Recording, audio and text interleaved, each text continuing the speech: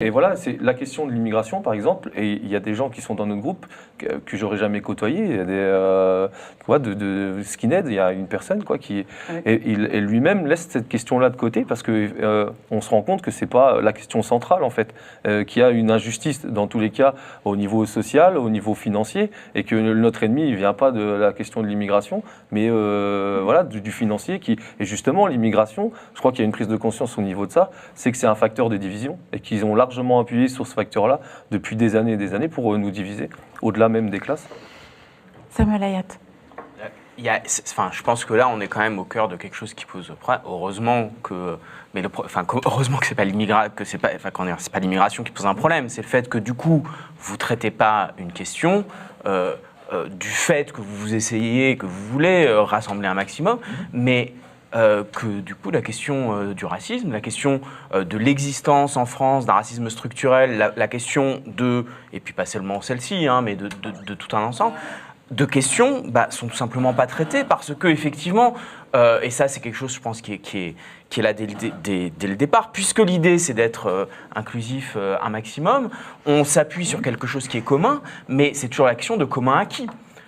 C'est-à-dire que, par exemple, ne pas poser la question du racisme, ça pose la question de quelle place il y a dans le mouvement Gilets jaunes pour les personnes dont l'injustice subit à tout premier titre et le racisme et les injustices raciales. Et qu'est-ce qu'il en est pour, pareil, les personnes qui sont victimes de l'homophobie, pour les personnes qui sont victimes du sexisme. C'est-à-dire que là, il y a quand même quelque chose qui est là depuis le début du mouvement. C'est vrai que vous pouvez inclure des skinheads, d'accord, mais est-ce que vous pouvez inclure des victimes du racisme à côté d'une personne qui va soutenir ces politiques racistes ? C'est bizarre Maxime. parce que dans les villes où j'ai été, la question s'est même pas posée. Pourquoi ?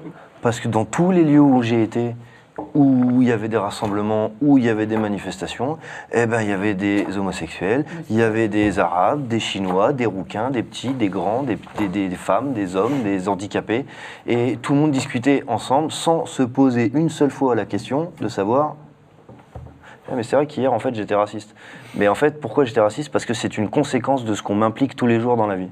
Et finalement, quand on a les mêmes intérêts communs, en fait, on est tous les deux pareils, avec nos différences. Christophe Barbier, il le dit très très bien, diviser pour mieux régner.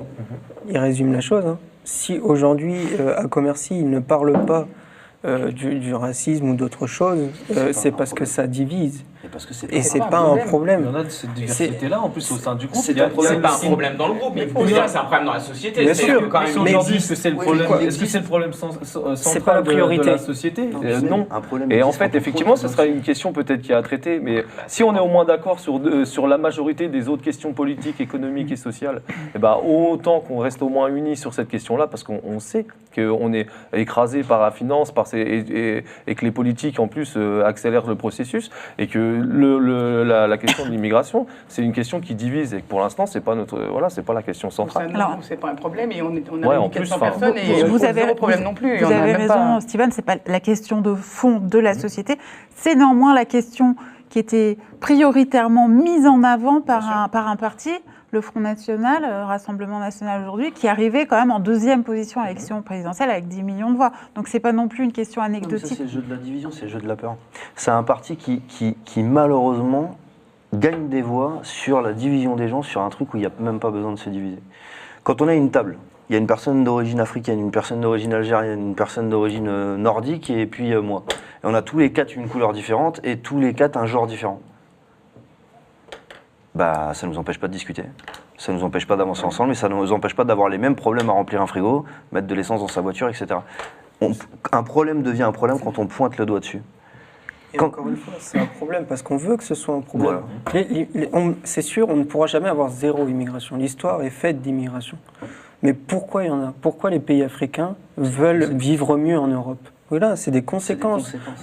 Si on fondait le système économique vraiment sur des échanges commerciaux, plutôt que de faire croire qu'on a arrêté la colonisation des pays africains et qu'on va se servir chez eux, pourquoi l'armée française est au Liban ? Pourquoi l'armée française est au Mali ? Il n'y a que des questions d'argent et on se sert de la haine du peuple pour justement pouvoir continuer les petites magouilles dans ces pays-là, parce qu'on aura endormi les gens en pensant que ce sont des gens qui viennent se servir en France, de l'argent en France.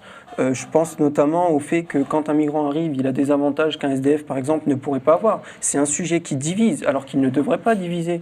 Parce qu'aujourd'hui, les SDF, ils sont dans la rue. Pourquoi ? Parce que l'État français, il considère que s'ils sont dans la rue, c'est de leur faute, c'est eux qui sont sortis du système. Et qu'un migrant qui arrive en France, par exemple, il a tous les droits d'être aidé parce qu'il n'a pas de chance dans son pays. Alors que l'État français est est un État qui ruine les pays africains pour faire de l'argent. Et il n'y a pas besoin de débattre pendant 10 ans sur des choses qui n'ont pas lieu d'être. Ça sert à rien. On connaît les causes maintenant. C'est ça qui fait le plus peur à l'État, c'est la prise de conscience. Maintenant, on sait d'où viennent les problèmes parce qu'on se pose les questions.